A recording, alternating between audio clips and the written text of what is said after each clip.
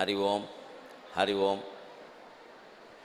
2024 సంవత్సరం నవంబర్ నెల 6వ తేదీ మెదక్ జిల్లా నారాయణ్ ఖేడ్ పట్టణంలో వెలసి ఉన్న లలితాదేవి ఆలయ ఆవరణలో అర్చకులు నిర్వాహకులు మోహన్ జోషి గారి ఆధ్వర్యంలో జరుగుతూ ఉన్న లలితా వైభవం, లలితా సహస్రం ఆధారంగా వర్ణించే లలితా వైభవం అనే ప్రవచనానికి మీకు అందరికీ హృదయపూర్వకంగా స్వాగతం పలుకుతున్నాం.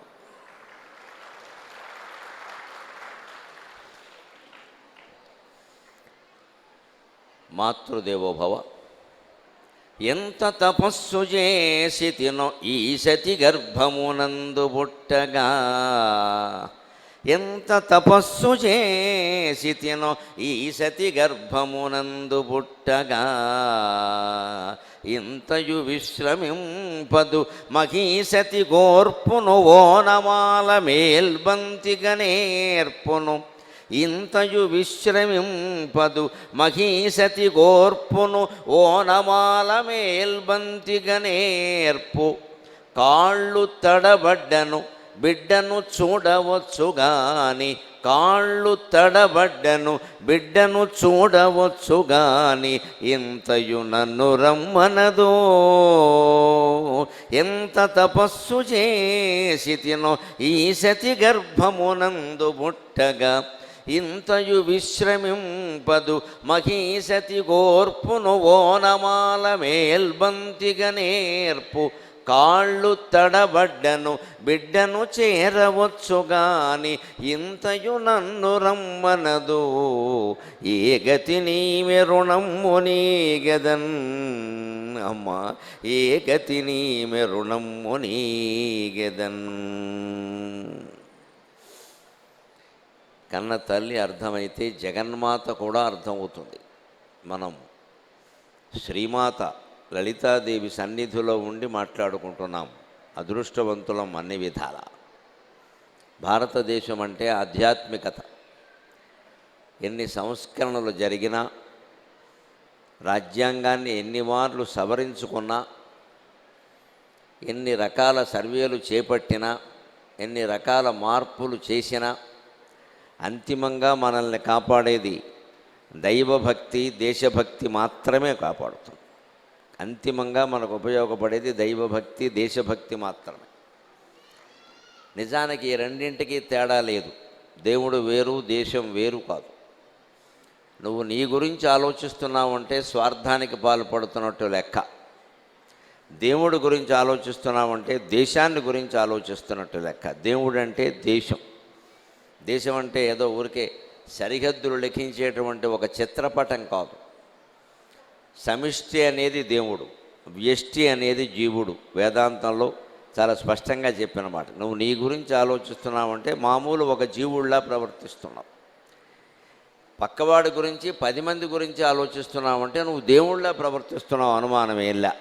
ఎప్పుడైతే మన దేహానికి సంబంధించిన సౌకర్యాలు, సుఖాలు, స్వార్థాల కోసం తాపత్రయపడడం మానేసి ఎదుటివాడి గురించి కాస్త ఆలోచిస్తామో, మన ఇంట్లోంచి నీళ్లు బయటికి ఎడుతున్నాయంటే మనం వాడిన మురికి నీళ్లు అవి పొరపాటున పక్కింటి వాళ్ళకి కానీ ఎదురింటి వాళ్ళకి కానీ దగ్గరికి వెడతాయేమో అని ఆలోచిస్తే అది మనం దైవభక్తి, దేశభక్తి రెండూ కలిగి ఉన్నట్టే లెక్క. వాడేమైతే నాకే, నా నీళ్లు బయటికి పోయాయి కదా, నా ఇష్టం, రోడ్డు మీదకి వెళ్ళినా మంచిదే అని మనం ఇళ్ళు వాకిళ్ళు కడిగేస్తూ ఉంటామే, రోడ్డు మీదకి పోసేస్తారు నీళ్లు పట్టుకెళ్ళి. మళ్ళీ వీళ్ళే గుళ్ళు కట్టిస్తారు, పారాయణలు చేస్తారు, రోజు వచ్చి అమ్మవారి దర్శనం చేసుకుంటారు. ముందు నీళ్లు రోడ్డు మీదకు పోయడం మానేయాలి. ఇంటి ముందుండే డ్రైనేజీ కాలువలో ప్లాస్టిక్ సీసాలు, సంచులు వేయడం మానేయాలి. ఇదంతా దైవభక్తికి సంబంధం లేదనుకోకూడదు. దైవం అంటే సమిష్టి, అందరి ప్రయోజనము దైవం. వ్యక్తి తన ప్రయోజనాన్ని ఆశించడం స్వార్థం. ఇక్కడ అమ్మవారి పేరు చెప్పగానే ఎవరో గరికిపాటి నరసింహరావు అనే ఒక పెద్ద మనిషి వచ్చి ఏవో 4 మాటలు చెబుతాట అనగానే ఇన్ని వేల మంది వచ్చారే, ఇన్ని వేల మంది జీవితంలో నీతికి, నిజాయితీకి ప్రాధాన్యం ఇస్తే దేశంలో అవినీతి అనేది ఉంటుందండి. ఆలోచించండి, ఆలోచించండి. ఈ చప్పట్లు కొట్టిన వాళ్ళందరూ ఇక నుంచి ఆ నీతికి నిజాయితీకి ప్రాధాన్యం ఇవ్వండి. నా కోసం చప్పట్లు కొట్టద్దు. మీరు ఆమోదించారు కదా, నేను చెప్పిన దాన్ని ఆమోదించారు కదా, లేకపోతే కొట్టారు కదా, నేనేం కొట్టమని చెప్పలేదు కదా. మీ అంతటా మీరే కొట్టారు అంటే అనుకోకుండా మన అందరి హృదయాల్లో నీతిగా ఉండాలని, నిజాయితీగా ఉండాలని, దుర్వ్యసనాల పాలవ్వకూడదని, సజ్జనుల్లా బతకాలని కాంక్ష బలంగా ఉంది. ఉండబట్టే ఇక్కడికి వచ్చాం. లేకపోతే ఎందుకు? బోడు సినిమాలు ఉన్నాయి, బోడు కాలక్షేపాలు ఉన్నాయి, ఇక్కడికి ఎందుకు? ఇదేవి పోనీ నేను ఏమైనా సినిమా నటున్నా, ఏమైనా ఇక్కడ ఏమైనా రకరకాల హీరోయిన్లు, డ్యాన్సులు ఏమైనా ఉన్నాయా? ఏమీ లేవు ఇక్కడ. హీరో గారు రావడమే కష్టమైంది. హీరోయిన్ గారు ఎక్కడి నుంచి వస్తారు? ఇక్కడ హీరో, హీరోయిన్, విలన్, మొత్తం డైరెక్టరు అందరూ కూడా సాక్షాత్తు శ్రీమాత్రే నమః అమ్మవారు తప్పితే ఇంకెవరు లేరు. ఆవిడ కోసం నేను వచ్చాను, మీరు వచ్చాను.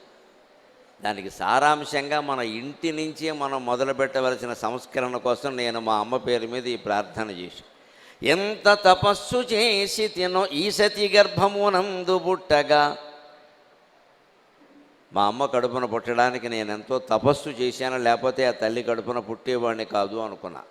మీరు కూడా తల్లిదండ్రుల విషయంలో అలాగే ఉండాలి. ఒక మహా తపస్సు చేయబట్టే ఈ తల్లిదండ్రుల కడుపున పుట్టాం మనం, వాళ్ళని చూసుకోవడం మన బాధ్యత అని తల్లిదండ్రుల పట్ల ముందు ప్రేమతో ఉండాలి ఖచ్చితంగా. మన కుటుంబ వ్యవస్థ ప్రపంచం మొత్తం మీద భారతదేశాన్ని అందరూ ఎందుకు గౌరవిస్తారు అంటే కుటుంబ వ్యవస్థ. ఇక్కడ కుటుంబం ఉంటుంది, ఒక దంపతులు ఉంటారు, వాళ్ళు ఏదో ముగ్గురు పిల్లల్ని కంటారు, వాళ్ళని పెంచి పెద్ద చేస్తారు. వాళ్ళకు 25 ఏళ్ళు రాగానే వాళ్ళ వ్యాపారమో, ఉద్యోగమో, వ్యవసాయమో ఏదో వాళ్ళకి అప్పగిస్తారు. వీళ్ళు పదవీ విరమణ చేస్తారు. వీళ్ళు హాయిగా ఇంట్లో ఉంటే కృష్ణారామ అంటూ కూర్చుంటారు. లేదు వీలైతే సన్యాసము పుచ్చుకుంటారు, వానప్రస్థాశ్రమం పుచ్చుకుంటారు. మళ్ళీ ఈ ఉన్నవాళ్ళు యువకులు వీళ్ళు పెద్దవాళ్ళు అవుతారు. వీళ్ళు మళ్ళీ వాళ్ళ పిల్లలకి అప్పగించి వాళ్ళు సన్యాసం పుచ్చుకుంటారు.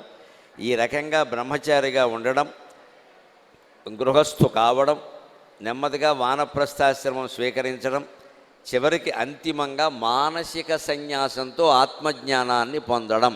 ఇది హిందూ జీవన విధానం. హిందూ మతం యొక్క సారాంశమే ఇది. ఈ 4 మెట్లు: ధర్మం, అర్థం, కామం, మోక్షంలాగా బ్రహ్మచర్యం, గార్హస్థ్యం, వానప్రస్థం, సన్యాసం. దీనికి ముందు ప్రారంభం ఏమిటి అంటే తల్లిదండ్రుల్ని గౌరవించడం. అందుకని మనం వాళ్ళు ఎలాంటి వాళ్ళైనా సరే మీ కడుపున పుట్టడం మా అదృష్టం అనేటువంటి మాటే రావాలి. ఎందుకోసం అంటే ఇంతయు విశ్రమింపదు. నా వయస్సు ఉన్నటువంటి మగవాళ్ళకి, ఆడవాళ్ళకి అందరికీ తెలుసు వాళ్ళ తల్లిదండ్రుల గురించి. ఆ తరం వాళ్ళు ఇప్పటికీ మీరు ఆడవాళ్ళని, మగవాళ్ళని గమనించండి. 80 ఏళ్ళు దాటిన వాళ్ళని వాళ్ళు విశ్రమించడం ఉండదండి. ఏదో పని చేసుకుందామనే చూస్తారు. వాళ్ళు ఎవరికి పని చెప్పరు. వీలైనంత వరకు వాళ్ళ పని వాళ్ళే చేసుకుంటారు. ఇంతయు విశ్రమింపదు మహీసతి గోర్పును ఓనమాల మేల్బంతిగా నేర్పు. భూమాతకు కూడా ఓర్పుని నేర్పగలిగినటువంటి ఓనమాల మేల్బంతి తల్లి అన్న, తండ్రి అన్న. మనకి పూర్వం చదువుకున్న వాళ్ళందరికీ తెలుసు. ఓనమాలు రాయించాక, ఓనమాలు అంటే ఓనామక శివాయక అని రాయిస్తారు. శివాయక అని నిజానికి విసర్గాలు ఉండవు, ఓనామక అని దీర్ఘాలు ఉండవు. కానీ ఓం నమ శివాయ అనేది బీజాక్షర సహితమైన మంత్రం కాబట్టి ఆ మంత్రాన్ని చిన్నపిల్లాడికి రాస్తే తప్పు పలుకుతాడు, అది మంచిది కాదు కాబట్టి కొంచెం అటు ఇటుగా రాయిస్తారు. తప్పు పలికినా ఇబ్బంది లేకుండా రాయిస్తారు. తర్వాత పెద్ద అయ్యాక దాని రహస్యం తెలుసుకుంటాడు. అందుకే శివాయ గురవే నమః అంటారు, ఓనమాలు అంటారు. ఆ ఓనమాలని మేల్బంతిగా నేర్పడం. మేల్బంతి, వజ్జబంతి ఈ మాటలన్నీ పోయే. ఇంగ్లీష్ మీడియం వచ్చాక ఇవన్నీ మనకి వినపడట్లేదు. మేల్బంతి అంటే ఉపాధ్యాయుడు మొదట రాసిన పంక్తి. బంతి అంటే బంతి కాదు, బంతి పువ్వులో బంతి కాదు, ఇది పంక్తి, లైన్, వరుస అని అర్థం. మేలుబంతి అంటే మంచి పంక్తి. మేము చదువుకున్న రోజుల్లో ప్రాథమిక పాఠశాలలో మా ఉపాధ్యాయులు ఎలా ఉండారంటే వాళ్ళకి ఎంత ఓపిక అంటే 20 మంది విద్యార్థులు ఉంటే 20 మంది నోట్సులు తీసుకుని జంట రోళ్ల కాపీలను ఉండేవి. అందులో మొదటి పంక్తి అడుసు తొక్కనేలా కాలు కడుగనేలా అని వారు రాసేవారు. అది మేలుబంతి. దాన్నే వజ్జబంతి అని కూడా అంటారు. వజ్జ అంటే ఉపాధ్యాయుడు, వజ్జ అంటే ఉపాధ్యాయుడు, ఉపాధ్యాయుడు రాసిన బంతి అనడానికి వజ్జబంతి, మేలుబంతి అంటారు. అలాగ ఓనమాలని, ఓర్పుని, ఓనమాలని మన తల్లిదండ్రులు భూమాతకు కూడా నేర్పగలరు.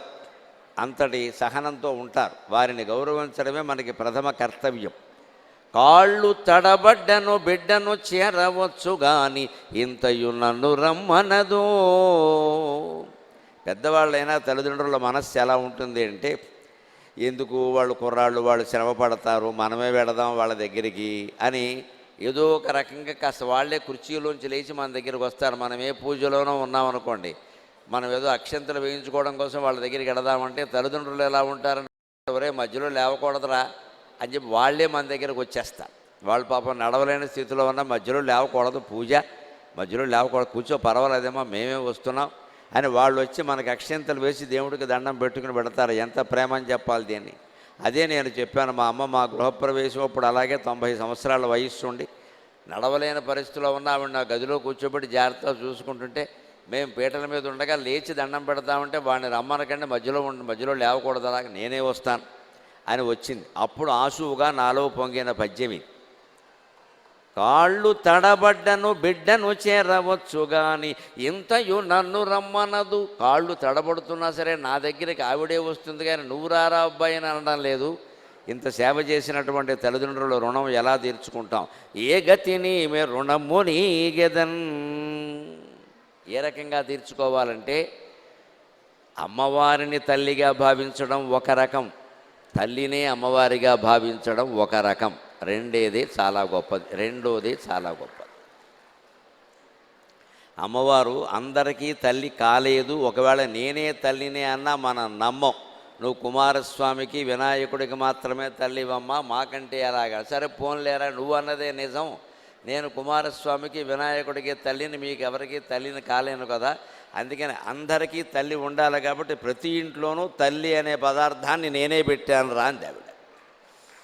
అంచేతన తల్లిని గౌరవిస్తే అమ్మవారిని గౌరవించినట్టే, తండ్రిని గౌరవిస్తే పరమేశ్వరుణ్ణి గౌరవించినట్టే. వేరే దేవతా పూజ అనేది ఉండదు. మీకు ఆశ్చర్యకరమైన విషయం ఏంటంటే, భారతంలో అర్జునుడు ఒక సందర్భంలో కోపం వచ్చి ధర్మరాజును చంపేస్తానంటాడు. అర్జునుడు కోపం వచ్చి ధర్మరాజుని చంపేస్తానంటాడు. అలాంటివి కూడా జరిగి ఇంకా యుద్ధం ఏమిటి, పైగా ఎప్పుడు 17వ రోజు యుద్ధంలో. అప్పటికి 17 రోజుల యుద్ధం అయిపోయింది. ఇంకో గంటలో కర్ణుడు చనిపోతాడు. ఇంకా 18వ రోజు ఒకటే ఉంది. ఇంకా అప్పుడు చిత్రం ఎలా మారిపోయిందంటే, ఏ నిమిషానికి ఏమి జరుగునో ఎవరు ఊహించెదరో అని 17వ రోజు సాయంత్రం 4 గంటల సమయానికి అర్జునుడు ధర్మరాజును చంపడానికి సిద్ధపడ్డాడు. ఇది ఎక్కడ కథ, అదే మరి భారతం అంటే. ఎందుకు? ఒక చిన్న తేడా, చిన్న ఆవేశం. ఏమిటా తేడా? 3 గంటల సమయంలో, మధ్యాహ్నం 3 గంటల సమయంలో ధర్మరాజుకి కర్ణుడు దొరికాడు. యాసిపెట్టి ఒక్క బాణం వేస్తే డొక్కల్లో గుచ్చుకుంది కర్ణుడికి, మూర్ఛపోయాడు. వెంటనే ఇంకో బాణం వేద్దాం అనుకున్నాడు. కానీ పార్థస్నేహ లిప్సయా అంటాడు వ్యాసుడు, పార్థస్నేహ విధిత్సయా అంటాడు. పార్థుని మీద ఉండే ప్రేమతో కర్ణుణ్ణి ధర్మరాజు చంపలేదు. ధర్మరాజు ఏం తక్కువ వీరుడు కాదు. కథాసురు విగతా చేష్ట అంటాడు. ప్రాణాలు పోయినంత పని అయింది కర్ణుడికి ధర్మరాజు చేతిలో. 17వ రోజు మధ్యాహ్నం 3 గంటలకు యథార్థంగా జరిగింది. మనిషి దురదృష్టం ఎలా ఉంటుంది అంటే, మనం ఏదన్నా ఒక అవకాశాన్ని వదిలేస్తే ఆ తర్వాత ఇంకో అరగంటలో అవకాశాన్ని వాడుపుచ్చుకుంటాడు. యుద్ధం అంటే అంతే. యుద్ధంలో ఏ అవకాశాన్ని వదలకూడదు. ధర్మరాజు ఒక్క తీవ్రమైన బాణం వేస్తే కర్ణుడి కుడి డొక్కలో తగిలింది, మూర్చిపోయాడు, రథం మీద పడిపోయాడు. పైగా మామూలుగా అడగదు, శల్యస్యాభిముఖే అపతతు అంటాడు వ్యాసుడు. శల్యుని ఒళ్ళో పడిపోయాట. శల్యునికి ఎదురుగా సారథ్యంలో ఉన్నాడు, ఆయన ఎదురుగా పడిపోయాడు, ఇలాగా కుప్పకూలిపోయాడు. ఆ దెబ్బలో ఇంకొక బాణం వేస్తే కర్ణుడు అయిపోయేవాడే. కానీ ధర్మరాజు ఎందుకు వదిలేశాడు అంటే, పార్థస్నేహ విధిత్సయా అంటాడు. పార్థుడు ప్రతిజ్ఞ చేశాడు కదా, అర్జునుడు కర్ణుడిని చంపుతానని. ఇప్పుడు నేను చంపేస్తే వాడెలా చంపుతాడు? అసలే వాడో తిక్క మనిషి, నేను చంపకుండా ఎవరి చేతో చంపించారు, నా ప్రతిజ్ఞ వృధా అయిందని మళ్ళీ వాడు చంపుకుంటాడు. అందరికీ తిక్కలే భారతంలో, ఎవడు తిక్క వాడిది. దుర్యోధనుడికే అనుకోవద్దు, పాండవులకు కూడా తిక్కలు ఉన్నాయి. తిక్క లేకుండా మొత్తం భారతాన్ని నడిపించిన మహానుభావుడు ఒక శ్రీకృష్ణ భగవానుడు ఒక్కడే. ఏ తిక్క లేకుండా నడిపించాడు ఆయన. అందరి తిక్కలు కుదిర్చే. మిగిలిన వాళ్ళంతా తిక్క శంకరయ్యలే. పైగా వీళ్ళంతా శంకరయ్యక భక్తులే. పాండవులంతా శంకర భక్తులు, విష్ణు భక్తులు కాదు. వీళ్ళు తిక్క శంకరయ్యలాగే తయారయ్యారు. ఆయనకేమిటంటే ఒక్కసారి కర్ణుడు దొరకగానే వదిలేశాడు.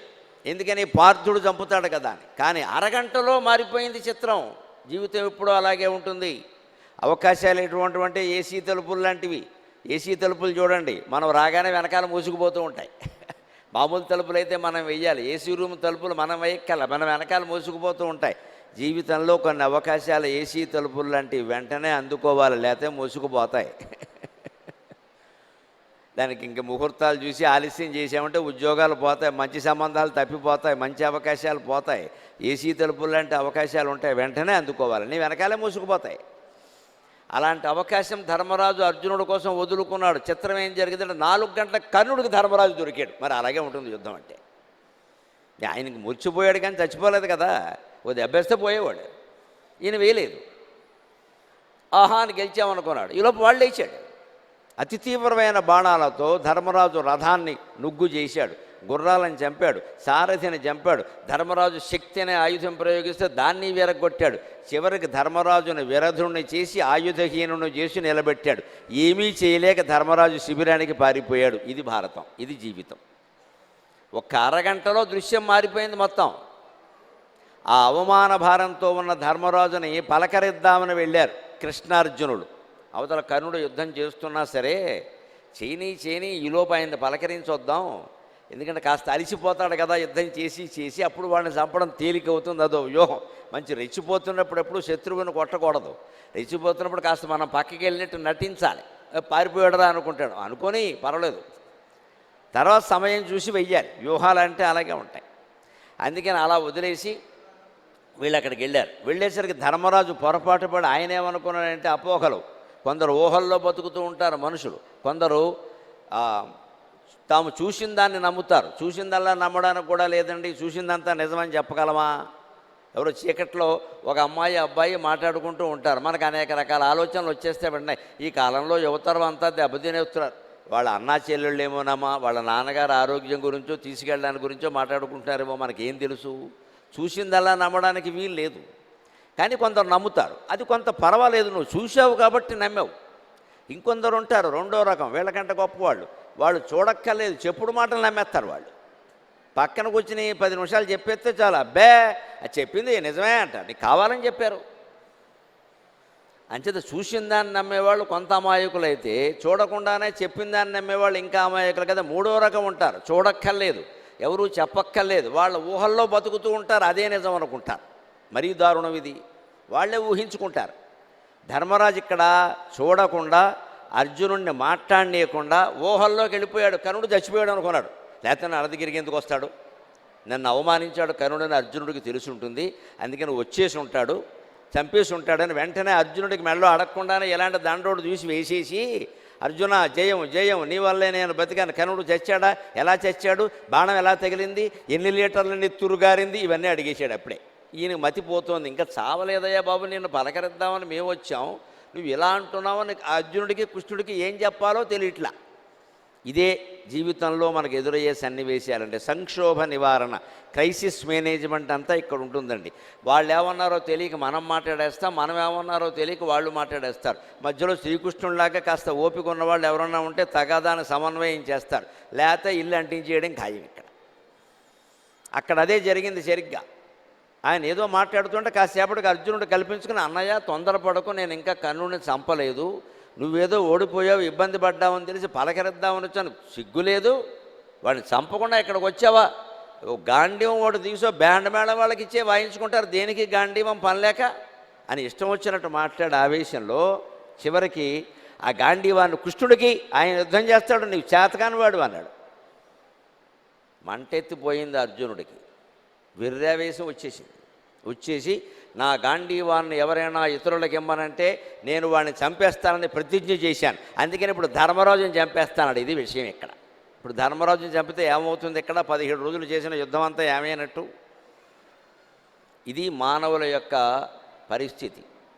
ఆ ఆవేశంలో మాట్లాడేస్తారు అలాగా. అప్పుడు శ్రీకృష్ణుడు దగ్గర ఉండి అర్జునుడిని ఓదార్చి ధర్మరాజును కూడా ఓదార్చి ఇద్దరికీ సంధి చేసి ఒక గొప్ప మాట చెబుతాడు. అబ్బాయి, సంక్షోభం వచ్చినప్పుడు చాలా జాగ్రత్తగా ఆలోచించాలయ్యా, అలా ఇష్టం వచ్చినట్టు రెచ్చిపోకూడదు. నువ్వేదో ఆయన ఊహించాడు, అంతకంటే ఉంది. ఆ ఊహలో ఏదో అన్నాడు, అందుకని అలా కాదు, నువ్వు మీ అన్నగారిని చంపుతానన్నావు కాబట్టి పరనింద పరహత్యతో సమానం, ధర్మరాజు నిందించమంటాడు కాశ్యప్. ఇంకా అందుకే జోదానికి నువ్వే కారణం, వస్త్రాపహరణానికి నువ్వే కారణం అని ఏదో నిందిస్తాడు ఆయన. తర్వాత అప్పటికేమో మళ్ళీ అర్జునుడి యొక్క ఓవర్ యాక్షన్ అతి ఎలా ఉంటుందంటే, ఏం చేసినా అతే కొంతమందికి అలాగ వాళ్ళే చేసేస్తారు, మళ్ళీ ఏడుస్తూ ఉంటారు. ఇక్కడ అయ్యో మా అన్నగారిని తిట్టాను, నా నాలుగు నేనే చీరేసుకుంటానని మొదలెడతాడు. ఇక్కడ మళ్ళీ ఇంకో ఉపాయం చెబుతాడు, మనమంతా గ్రహించాలి. పరనింద పరహత్యతో సమానం, మీ అన్నగారిని తిట్టు, ఆ పాపం పోయిందన్నాడు. ఇప్పుడు నిన్ను నువ్వు హత్య చేసుకుంటానంటున్నా కూడా ఓ పని, ఆత్మస్థుతి ఆత్మహత్యతో సమానం, ఆ పని చేసుకుంటాడు. నిన్ను నువ్వు పొగుడుకున్నావంటే నిన్ను నువ్వు చంపుకున్నట్టే. ఆత్మస్థుతి ఆత్మహత్యతో సమానం, పరనింద పరహత్యతో సమానం. అంచేత మనం ఆత్మస్థుతి పరనింద రెండింటికి దూరంగా ఉండాలి.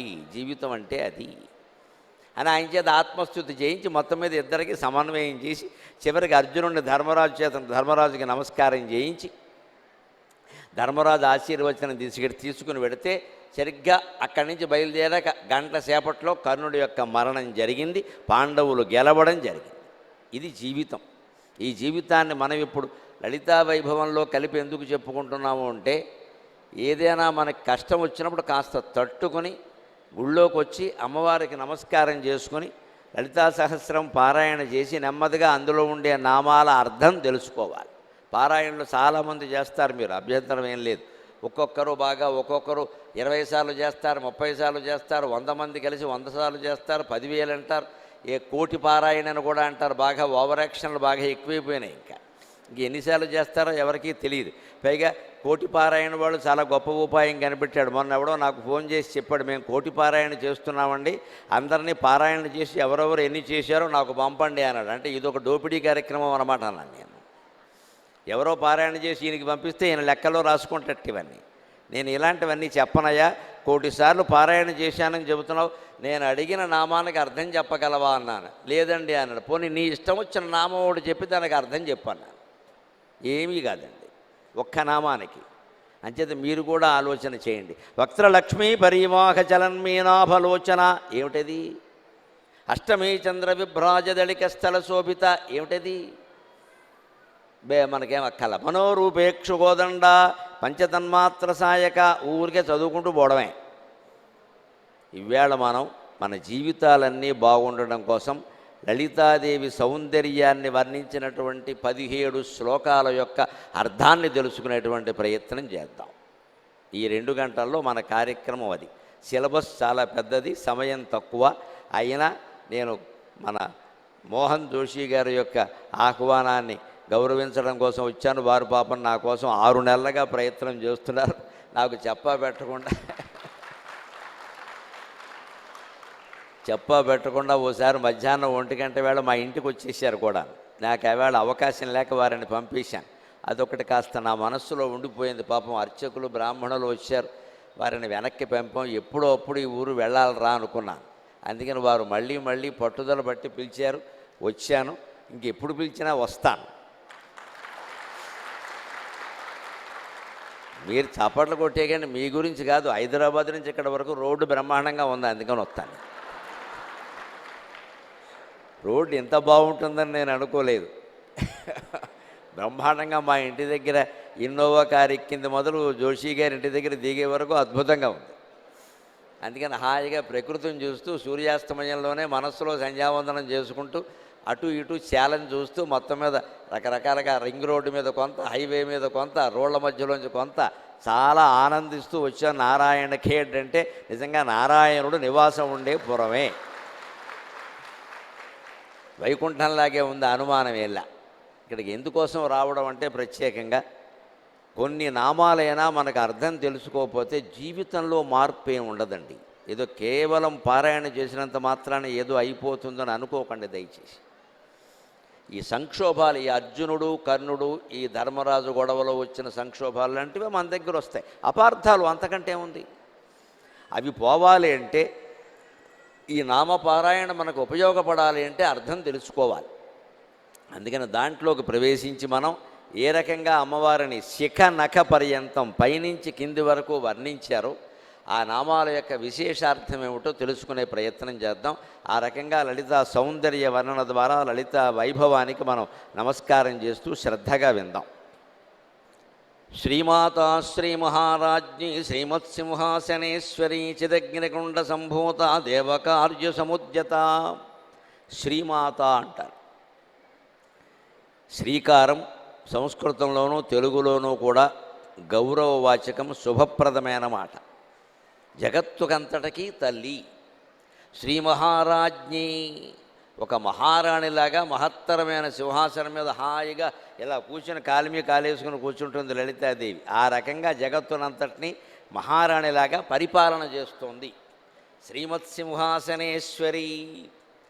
చివర ప్రళయాన్ని కూడా సృష్టించి ప్రళయంతో ఈ ప్రపంచాన్ని మొత్తం తిరోధానం చేసి, అంటే కనబడకుండా చేసి, తిరోధానకరి ఈశ్వరి అన్నట్టుగా తిరోధానం కూడా చేసి ఆవిడ ఒక్కతే ఉంటుంది. కులకుండే విహరణి పత్యాసఖ అంటారు శంకరాచార్య సౌందర్యలహరిలో. అంతా ఈ ప్రపంచమంతా నశించినా సరే నీ భర్తతో పాటుగా నువ్వు ఒక్కత్తివే విహరిస్తూ ఉంటావమ్మా అన్నారు. పార్వతీ పరమేశ్వరుల్లో, లలితా సదాశివులలో, ఇతర దంపతుల్లో లేని ఒక ప్రత్యేకత ఏమిటి అంటే, లలితాదేవిని ఆరాధిస్తే సదాశివుణ్ణి ప్రత్యేకించి ఆరాధించక్కర్లేదు, ఆయన కూడా ఆవిడలోనే ఉంటాడు. విష్ణుమూర్తిని ఆరాధిస్తే లక్ష్మీదేవి వెనకాల వస్తుందని చెప్పలేం, వస్తే వస్తుంది లేకపోతే రాదు. లక్ష్మీదేవిని ఆరాధిస్తే లక్ష్మీదేవి వస్తుంది, విష్ణుమూర్తి రాడు, నాకు ఖాళీ లేదని చెబుతాడు. చాలామంది రాక్షసులు బ్రహ్మదేవుడి గురించి తపస్సు చేస్తే బ్రహ్మదేవుడు కనపడ్డాడు కానీ మా అమ్మవారు సరస్వతీదేవి కనపడలా, వాడు నా పేరెత్తలేదు, నేనెందుకు కనపడతాను. అలాగే సరస్వతీదేవిని గురించి తపస్సు చేసిన మహానుభావులు ఉన్నారు. తార్క్ష్యుడు లాంటి మహర్షులు, వాళ్ళు సిద్ధవాక్కులు, ఏదంటే అది ఇది సరస్వతి అనుగ్రహం. యోగవాసిష్టంలో లీలావతీదేవి, వీళ్ళందరూ సరస్వతి ఉపాసకులు. వాళ్ళకి సరస్వతీదేవే కనపడింది, బ్రహ్మ కనపడలేదు. ఇతర దేవతలకి లేనిది లలితా సదాశివులకి పార్వతీ పరమేశ్వరులకు ఉన్నది ఏమిటంటే, మనం అమ్మవారిని ఆరాధిస్తే అయ్యవారిని ప్రత్యేకించి ఆరాధించక్కల్లా, అయ్యవారిని ఆరాధిస్తే అమ్మవారిని ప్రత్యేకించి ఆరాధించక్కల్లా. వాళ్ళు అర్ధనారీశ్వరులు. అందుకే శ్రీమత్సింహాసనేశ్వరి. ఆ సింహాసనం మీద ఎప్పుడూ అమ్మవారే కూర్చొని ఉంటుంది హాయిగా. ఆవిడలో సగం ఆయనే. చిదగ్నికుండ సంభూత. ఇంతకీ ఆ అమ్మవారు ఎక్కడ జన్మించింది? చిత్ అగ్నికుండ సంభూత. చైతన్యం అనే అగ్నికుండం నుంచి ఉద్భవించింది. ఎక్కడుందా చైతన్యం? ఎక్కడుందా చైతన్యం? ఎలా తెలుస్తుందండి? ఎవరితో మాట్లాడినప్పుడైనా మనం నేను అన్నాం అనుకో, నేను అంటాం కదా, అంతేగా. చెయ్యి ఎక్కడికి ఎడుతుందండి? అప్రయత్నం ఇక్కడికి ఎడుతుంది, నేను అంటాం. నేను అనం, మోకాల మీద చేసి అవడం అంటాం. నేను అనం, బుద్ధి లేదా అంటారు. మరి నేను అనగానే ఎక్కడికి ఎలా పెడుతోందండి? పసిబిడ్డకు కూడా ఆ చైతన్యం హృదయంలో ఉందమ్మా, అదే చిదగ్నికుండము. అక్కడే అమ్మవారు ఉంటుంది. మన హృదయంలోనే అమ్మవారు ఉంది. ఆ చిదగ్నికుండం నుంచి అమ్మవారు పుట్టింది. ఇప్పుడు అగ్నికుండం అనుకోండి, హృదయం అనేది అంతరార్థం తెలుసుకున్నాం. ఇప్పుడు అగ్నికుండం అనుకోండి. దేవకార్య సముద్యత. దేవతల కార్యాన్ని తీర్చడం కోసం, భండాసురుడనేవాడిని వధించడం కోసం యజ్ఞకుండంలోంచి పుట్టింది. యజ్ఞకుండంలోంచి ఎవరన్నా పుట్టినప్పుడు మొట్టమొదట ఏ అవయవం కనిపిస్తుంది? శిరోజాలు కనిపిస్తాయి, శిరస్సు కనిపిస్తుంది, పాలభాగం కనిపిస్తుంది, కనుబొమ్మలు కనిపిస్తాయి, నేత్రాలు కనిపిస్తాయి, ముక్కు కనిపిస్తుంది, పెదవులు కనిపిస్తాయి. అందుకే నామాల వరుస చంపకాశోక పున్నాక సౌగంధికల సత్కచ కురువిందమణిశ్రేణి కనత్కోటీరమండిత అష్టమీ చంద్ర విభ్రాజదళిక స్థల శోభిత ముఖచంద్రకళంకాభమృగనాభివిశేషక వదనస్మరమాంగళ్య గృహతోరణ చెల్లిక వక్త్రలక్ష్మీ పరీవాహ చలన్మీనాభలోచన నవచంపక పుష్పాభనాసాదండ విరాజిత తారాకాంతి తిరస్కారినాసాభరణ భాసుర కదంబ మంజరీ క్లుప్త కర్ణపూర మనోహర తాటంకయుగళీభూత తపనోడుపమండల పద్మరాగచలాదర్శ పరిభావిక పోలుభూ నవవిద్రుమబింబశ్రీ న్యక్కారిరధనచ్చధ శుద్ధ విద్యాంకురాకార ద్విజపంక్తిద్వయోజ్వల కర్పూరవీటికామోద సమాకర్షద్దిగంతర నిజసల్లాపమాధుర్య వినిర్భస్యత గచ్చపి మందస్మిత ప్రభాపూర ప్రభాపూర మందస్మృత ప్రభాపూర మధ్యత్ కామేశమానిసాం అనాకలిత సాదృశ్య చూపక శ్రీ విరాజిత కామేశబద్ధ మాంగళ్య సూత్ర శోభిత కంధర కనకాంగద కేయూర కమనీయ భుజాన్విత రత్నగ్రేమీయ చింతాకలోల ముక్తాఫలాన్విత కామేశ్వర ప్రేమరత్నమణి ప్రతిపణస్తని నాభ్యాలవాల రోమాళి లతాపలకుజద్వయీ లక్ష్యరోమలతాధారతా సమున్నేయ మధ్యమ స్తనభారదళన్ మధ్య పట్టబంధబళిత్రయ అరుణారుణ కౌసుంభవస్త్ర భాస్వత్కటీతటి అరుణారుణ కౌసుంభవస్త్ర భాస్వత్కటీతటి రత్నకింకిణికారమ్య రశనాదామభూషిత కామేశి జ్ఞాత సౌభాగ్యమార్దవోరుద్వయాన్విత మాణిక్యమకుటాకార జానుద్వయ విరాజిత ఇంద్రకోప పరిక్షిప్త స్మరతోణాభజంఘిక గూఢగుల్పా కూర్మపృష్ఠజైష్టుప్రపదాన్విత నకదీదిత సంచన్న నమజ్జనతమో గుణ పదద్వయ ప్రభాజాల పరాకృత సరోరుహ సింజానమణిమంజీర మండిత శ్రీపదాంబుజ మరాళీ మందగమన మహాలావణ్యసేవధి. ఇవి అమ్మవారి యొక్క నామాలు. వరుస మొత్తం 17 శ్లోకాలలో అవయవాలు వర్ణించాడు. 4వ శ్లోకం నుంచి మొదలుపెట్టి 20 వరకు. అవి చంపకాశోక పున్నాగ సౌగంధికల సత్కచ అని కుప్పులో పెట్టుకున్న పువ్వులతో వర్ణన మొదలుపెట్టాడు వ్యాస మహర్షి. ఎందుకో తెలుసా? శిరస్సు నుంచి ఎందుకు మొదలుపెట్టారండి? పాదాల నుంచి మొదలు పెట్టచ్చు కదా. దేవుణ్ణి చూశామంటే మనం గుళ్ళో దేవుణ్ణి చూస్తే శివలింగం లాంటివి పక్కన పెట్టండి, లింగాకారంలో ఉంటాయి, కాళ్ళు చేతులు ఏం కనపడవు. కానీ విష్ణుమూర్తినో రామచంద్రమూర్తినో అమ్మవారినో మనం దర్శిస్తే ముందు మొహంలోకి చూసే ధైర్యం ఉందా? మనకి పాదాలు చూస్తాం. అంత ధైర్యం ఎక్కడది? ముందు పాదాలు చూసి అమ్మా నమస్కారం నెమ్మదిగా పైపైకి చూస్తాం. కానీ వ్యాస మహర్షి పైనుంచి కిందికి వర్ణించాడు. ఎప్పుడు మన సాంప్రదాయం ఏమిటంటే దేవతా స్త్రీలని పైనుంచి కిందికి వర్ణిస్తారు, మానవ స్త్రీలని కింది నుంచి పైకి వర్ణిస్తారు. ఎందుకంటే దేవతలు పైనుంచి కిందికి దిగుతారు, మానవులు కింది నుంచి పైకి వెళ్ళాలి. విషయం అది. మనం కిందే ఉన్నాం, ఇంకా కిందకి ఎక్కడ వెళతాం? కింద నుంచి పైకి వెళ్ళాలి. అందుకని మన వసు చరిత్ర, మను చరిత్ర, ఈ ప్రభావతి, ప్రద్యుమ్నం ఇలాంటి కావ్యాలు ఉంటాయి చూడండి. అందులో నాయకుల్ని మగవాళ్ళని వర్ణించిన, ఆడవాళ్ళని వర్ణించిన పాదాలతో మొదలు పెడతారు. నెమ్మదిగా అక్కడి నుంచి మడమలు అంటారు, అక్కడి నుంచి ఏవో పిక్కలు అంటారు, మోకాళ్ళు అంటారు, ఇలా వర్ణిస్తారు. ఎందుకని? మానవులందరూ కింద ఉన్నాం, మనం కిందే ఉన్నాం చెప్పక్కలా. పై కింద ఉన్నామని మనకు తెలియట్లేదు ఏమిటి? ఇక్కడి నుంచి పైకి వెళ్ళాలి. నువ్వు నెమ్మదిగా ఇలా పాదాలను ఆశ్రయించి నెమ్మదిగా పైకి వెళ్ళవయా అని చెబుతారు. దేవతలు వాళ్ళు పైనే ఉన్నారు, వాళ్ళకి ఇంకా పైకి వెళ్ళేందుకు ఏం లేదు, అక్కడ వాళ్ళే పైన ఉన్నారు. వాళ్ళు మన కోసం మన మీద ప్రేమతో పైనుంచి కిందికి దిగి రావాలి. అందుకని వారిని పైనుంచి కిందికి వర్ణిస్తారు. ఇక్కడ ఇంకో రహస్యం ఏమిటంటే అగ్నికుండంలోంచి అమ్మవారు పుట్టినప్పుడు మొట్టమొదట ఏ అవయవం కనపడుతుందండి? తలకిందులుగా ఎవరూ పుట్టరు కదా, ముందు శిరస్సు కనపడుతుంది. అందుకని చంపకాశోక పున్నాగ సౌగంధిక లసత్కచ అంటే వ్యాస మహర్షి దర్శనం బ్రహ్మాండ పురాణంలో ఎంత గొప్పగా చేశాడంటే ఆయన అలా అమ్మవారు యజ్ఞకుండం నుంచి ఆవిర్భవిస్తూ ఉంటే అలా చూస్తూ ఆసువుగా చెప్పినటువంటి మంత్రాలు ఇవన్నీ కూడా మహామంత్రాలు ఇవన్నీ కూడా వ్యాసుడికి కాబట్టి సాధ్యమైంది, మామూలు వాళ్ళకి సాధ్యమా? తతస్నిగ్ధాంబుదాభాసం వేదావాసమకల్మషం వేదవ్యాసం సరస్వత్యావాసం వ్యాసం దదర్శక అని అశ్వత్థామ వ్యాసుడిని చూసినప్పుడు భారతంలో వ్యాసుడే తన గురించి తాను మాట అంటాడు. తాను మూడో థర్డ్ పార్టీగా భావించుకుని అశ్వత్థామ చూసిన వ్యాసుడు ఎలా ఉన్నాడంటే వేదావాసం అకల్మషం. వ్యాసుడులా లేట, వేదాలకు నివాసంలా ఉన్నట్ట, అకల్మషంలా ఉన్నట్ట. సరస్వత్యావాసం, సరస్వతీదేవి ఈయనలోనే ఉందా అన్నట్టుగా ఉన్నట్ట. అటువంటి వ్యాస మహర్షి దర్శనం ఎటువంటిది అంటే ఆ యజ్ఞకుండం నుంచి పుడుతుంటే ముందు శిరస్సు కనపడుతుంది కదా పైకి ఇలా వస్తుంటే, అందుకని శిరస్సుతో వర్ణన మొదలుపెట్టాడు. శ్రీమాత శ్రీ మహారాజ్ఞి శ్రీమత్సింహాసనేశ్వరి చిదగ్నికుండ సంభూత దేవకార్య సముద్యత ఉద్యద్భాను సహస్రాభ చతుర్బాహు సమన్విత. ఉద్యద్భాను సహస్రాభ, ఒక సూర్యుడు వెలుగుతుంటేనే మనకి ఎంత మేలు జరుగుతుందో గమనించండి. సూర్యుడు 9 కోట్ల కిలోమీటర్ల దూరంలో ఉన్నాడు, మనకి 9 కోట్ల మైళ్ళ దూరంలో ఉన్నాడు. 9 కోట్ల మైళ్ళు 15 కోట్ల కిలోమీటర్ల దూరంలో ఉన్నాడు మనకి. కానీ 9 కోట్ల మైళ్ళ దూరంలో ఉన్న సూర్యకిరణం భూమికి చేరడానికి పడుతున్నది కేవలం 9 నిమిషాలు. అంటే సూర్యుని వేగం ఎంత అంటే నిమిషానికి కోటి. అంత శక్తి ఎక్కడదండి సూర్యభగవానుడికి. అందుకే ఆయన్ని భగవానుడు అన్నారు. అందుకే సూర్యనారాయణమూర్తి అంటారు. సూర్యునిలో ఆ శక్తి ఎవరంటే నారాయణమూర్తి, నారాయణుడు, సత్యనారాయణ, సూర్యనారాయణ. నారాయణుడు లేకపోతే శక్తి ఏమీ లేదు అక్కడ. ఆ నారాయణుడు ఆయన సోదరైన నారాయణి అమ్మవారే మొత్తం సృష్టికి అంతటికి మూలం. అందుకని అమ్మవారి యొక్క శక్తి సూర్యునిలో ఉంది. అది ఎలా ప్రసరిస్తోంది అంటే పైనుంచి కిందికి రావడానికి నిమిషానికి 1,000,000 మైళ్ళు ప్రయాణిస్తోంది ఏకంగా.